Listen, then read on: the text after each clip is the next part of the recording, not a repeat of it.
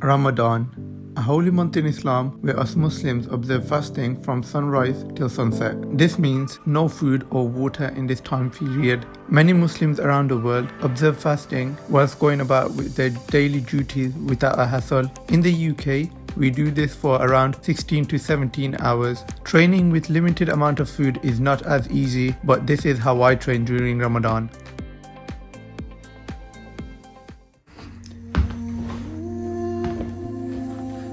So, it's the last day of Ramadan now. We started Ramadan off with trying to train during the daytime. In the daytime, where I'm fasting, no food, no water at all. Even during the session, I wouldn't have any water, which affected my training to another level. I was feeling dizzy. So when I started, the first session was a deadlift session. In the deadlift session, I had logged my training on notes on iPhone. So I got everything on notes so I can see what I did. So it was 2nd of April, the first Ramadan, first day that I trained. And it was deadlift and bench day. I did deadlift. It was only a 3x3 that day. And I realized I'm not going to be able to keep this up. I'm not going to be able to train during fasting. So what we did was we decided instead we have to sacrifice our sleep. The next week came the Monday. I started training after Taraweeh, which was around 11:45. I did previous video logs on that anyway, vlogs on how I did it, like a weekly training. But it was at the beginning, training in the evening was perfect time for me. I was thinking, I've eaten, I'm able to drink water during the session. It's all feeling really good. Hitting numbers that I was prescribed. I'm thinking Ramadan's not going to affect me at all. Get the session done, hit accessories. The only issue was Friday and Saturday evening my gym would close earlier than normal. So I would only have about an hour 15 minutes to get everything done. What happened was, as I was training, the fatigue, the lack of sleep catching up to me. Every evening I would go in and feel weaker than the last. To be honest, first 2 weeks, actually, I was absolutely fine. I even hit a PR. Squat was getting affected because I was feeling bloated after I was training, after I was eating iftar. So I was training 4 days a week. Whenever I had a session, I would make sure I'm not eating too much. I would try to eat after I've come back from gym. What the reason being is, when I would eat too much, I'd feel bloated. And when I'm putting the belt on, I would almost like throw up. But the first squat session I did, I went in and I think I had 200 for 4 reps. And I felt like everything's about to come out. I ate like normal. I'm thinking, nah, it's not going to affect me because I eat, iftar was around 8:15 at the time and I'm training about 11:30. So I thought I got about 3 hours in there. So plenty of time, but later did I realize it was too much still. So as I got on the next training session, I ate a little bit. The only issue with eating after coming back from training was that then I have to sleep 2 hours and then wake up for Sahri again. I wasn't able to eat at Sahri just because I'm full from eating after training as well. Yeah, that's how first week went. I'm thinking I'm feeling strong. I'm not an issue at all. I'm hitting the numbers. I'm even hitting PRs. Second week, beginning of third week of training, where I had a deadlift, which was meant to be my final week of training before I took this week was meant to be a deload. So I took that week. I thought I can hit something good on deadlift. I was meant to hit 240 for 4 reps, but I managed only 240 for 3 reps. 240 for only 3 reps. I thought I had 4 reps, but I underestimated how much the lack of sleep, not getting the food in and everything is building up on me. On squat, I think I had like a 215 for 4 reps. I warmed up that day. I warmed up to 195 kg and I called it quits. I was like, it's not happening. Sorry, I think it was 195 or 200. I'll have to check the video. But I called it quits at that point and I was like, it's not happening today. It's just too much. Everything was feeling heavy on my back. Even my knees were hurting, my joints, and I didn't want to risk any injury or anything. I thought, that's it. I took a longer deload. Tomorrow is Eid and I'm gonna go train normal first day tomorrow.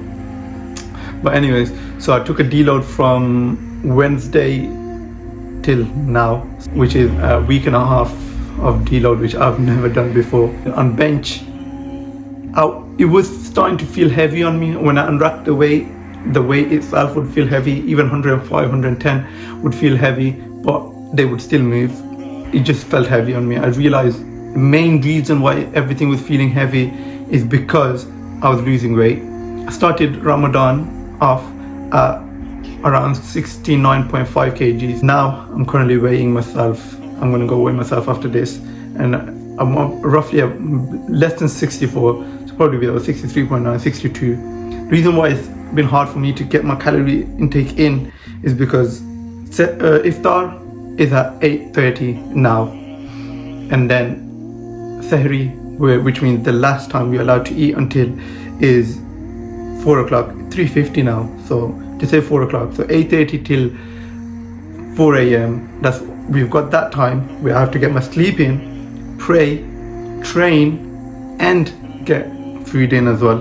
In 7 hours, I would try to get 3 meals in, all our small meals.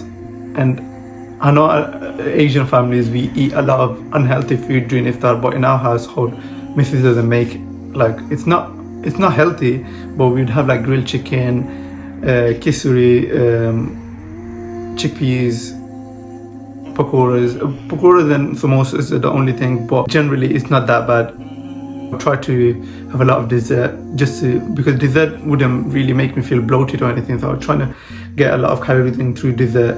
The beginning I did start off with having a couple of protein shakes, but I was just getting too lazy, and I stopped having protein shake as well. I didn't even have my creatine. Normally the only supplement I was taking was creatine.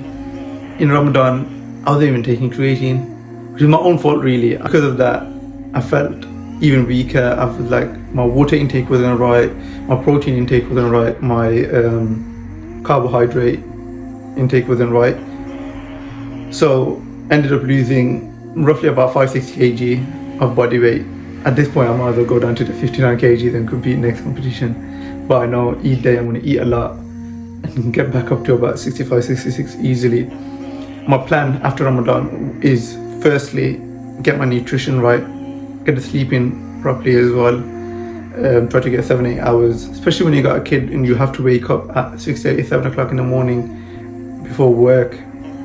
Then it does get hard to go to sleep, but alhamdulillah my daughter's got timetable, so she goes to sleep early, which means I should be able to go to sleep early as well, wake up, get my at least 7-8 hours a day sleeping, and focus on nutrition as well. Try to get back, work my way back up to a 69-68, as well as build muscle as well. Anyways, I'm just going to wrap up the video here. This video has just been a bit of me waffling really. What I take away from Ramadan is really discipline. If I wasn't disciplined, I wouldn't have got my 4 days in. I know in terms of nutrition and everything, I wasn't disciplined, but that wasn't technically my fault, because I know some people would say it's my fault. I could have, if I tried to get my nutrition in, but I had to focus on going to Tarawih, get my prayers in and everything. So that way, I know nutrition-wise I can catch up after Ramadan, but discipline, what I mean is I went in 4 days a week, got my squat, bench, deadlift in. I might not have hit the numbers that I wanted to, but I got some sort of work done. So now Ramadan is over, I know that I have a foundation, and also I'm working with a coach now, so me and my coach are going to be working together from that foundation, build back up. Hopefully, I don't know yet when I'm next competing, but maybe around November time, maybe even before that. But that gives us about 6 months or so to build up again. And if I stopped training, and if I wasn't disciplined in Ramadan, then I would have had a lot more to work with.